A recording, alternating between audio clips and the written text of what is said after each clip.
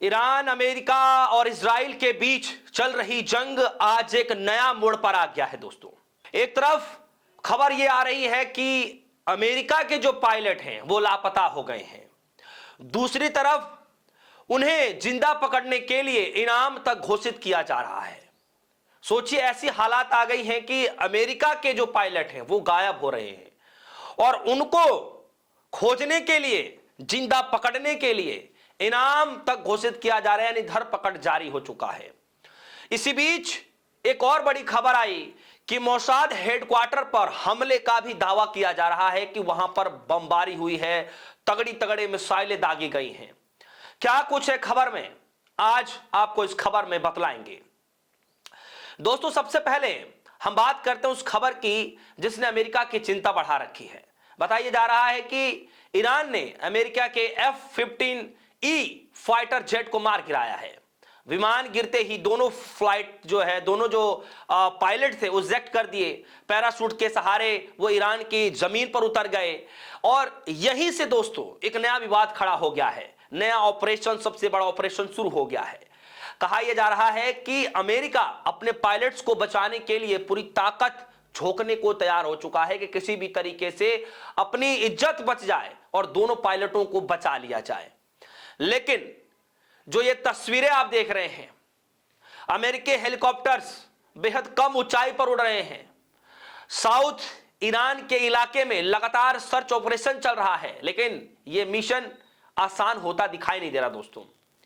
कारण क्या है कि नीचे जो है, नीचे हथियारबंद लोग इन हेलीकॉप्टरों पर फायरिंग कर रहे हैं कि इन हेलीकॉप्टरों को किसी तरीके से नीचे ना उतारा जाए। समझिए, अमेरिका यह चाहता है कि जो दो पायलट जिनको सर्च ऑपरेशन कराया जा रहा है कि उनको ढूंढा जाए, क्योंकि सेफ एग्जिट कर चुके थे, उनको ढूंढा जाए। लेकिन जो हथियारबंद जो लोग हैं वो अमेरिका के हेलीकॉप्टरों को नीचे ही नहीं उतरने दे रहे हैं, यानी हर पल अमेरिका के लिए खतरा है। वहीं इसमें एक दूसरी बड़ी बात यह आ रही है दोस्तों कि ईरान ने ऐलान कर दिया कि जो भी इन अमेरिकी फ्लाइट्स को जिंदा पकड़ेगा उसे इनाम दिया जाएगा। यानी अब यह सिर्फ सैन्य ऑपरेशन नहीं रहा, बल्कि आम लोगों की भागीदारी वाला मामला भी बन गया है, क्योंकि ईरान ने सीधे आम लोगों को भी इससे जोड़ दिया है। अब ऐसे हालात में सवाल यह उठ रहा है कि अमेरिका जो जमीन पर जंग की बात करता था वो सिर्फ दो पायलट्स के लिए इतना बड़ा जोखिम क्या लेगा, क्या सवाल है।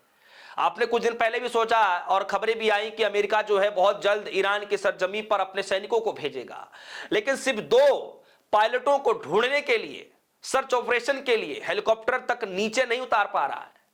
और यहां पर ईरान ने यह घोषित कर दिया है आम जनता के बीच में कि जो भी इन पायलट्सों को पकड़ेगा उनको इनाम दिया जाएगा। सोचिए, ऐसे हालात में क्या और भी भारी जख्म या जोखिम ईरान के सामने अमेरिका लेगा क्या।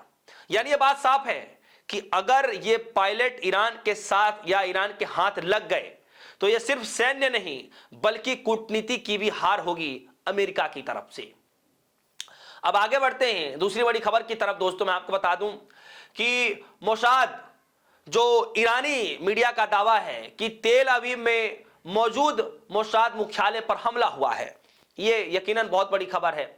हालांकि इस खबर को लेकर के अभी तक कोई पुष्टि नहीं हो पाई है कि क्या ऐसा कुछ हुआ भी है या नहीं हुआ है, लेकिन अगर यह सच होता है दोस्तों तो इजराइल के लिए बहुत बड़ा झटका होगा। झटका वैसे तो हर तरीके से इजराइल के लिए है, लेकिन इससे भी बड़ा झटका और क्या हो सकता है। तीसरी जो सबसे बड़ी बात है वो ये है लेबनान।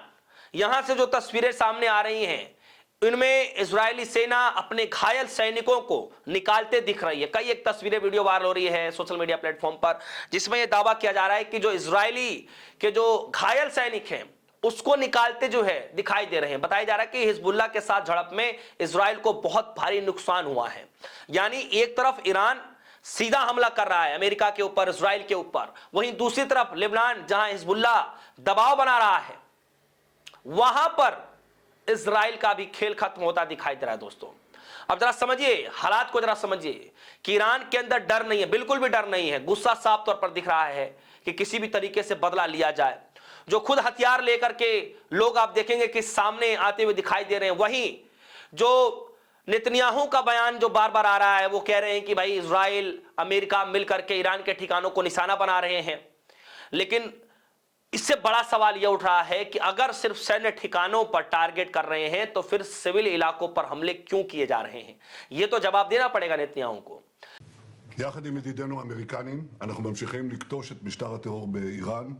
אנחנו מחסלים מפקדים, מפציצים גשרים, מפציצים תשתיות.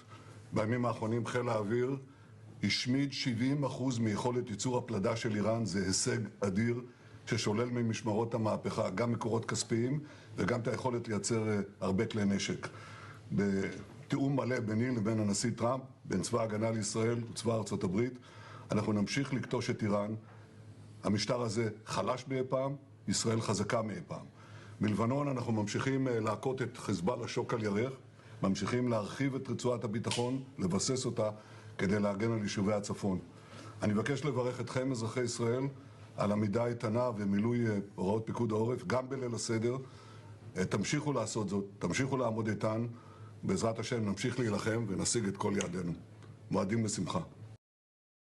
कई रिपोर्ट दोस्तों ये कह रही हैं कि तेहरान की यूनिवर्सिटी और छात्रावास पर भी निशाने लगाए गए हैं।